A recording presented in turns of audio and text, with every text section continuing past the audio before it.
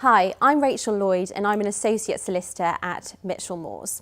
I work in the employment team, and I guess the best thing about that is the variety that you have on a day-to-day basis. One day I could be in the employment tribunal defending a claim brought against one of my clients.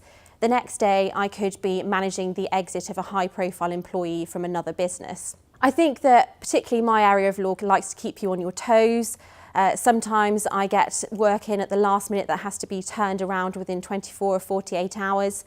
I had a very exciting injunction application recently which had to be issued at the High Court within a day or so. And it involved some long nights, drafting witness statements and the application itself, but it was really exciting and a really exciting piece of work to get involved with. I guess my entry into law was a little less conventional in that I started off at Exeter studying music and due to a combination of factors then switched to a combined honours in music and law.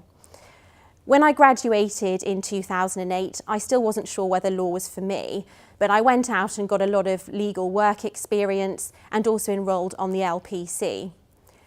When I was doing my legal practice course, I decided that actually the practical element of law really did appeal to me, and therefore I applied for some training contracts, and it was Michelmores ultimately that gave me a home. I think the difference between university legal learning and actually practicing law in the workplace is quite different.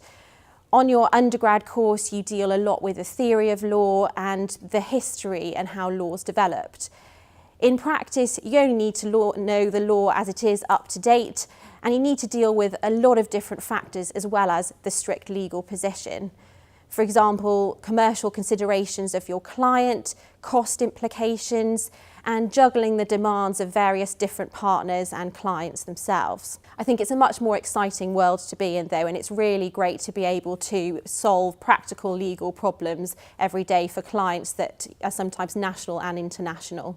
My recommendation for anyone studying at Exeter in terms of getting a training contract and working in a law firm would be to try and get as much legal work experience as you can.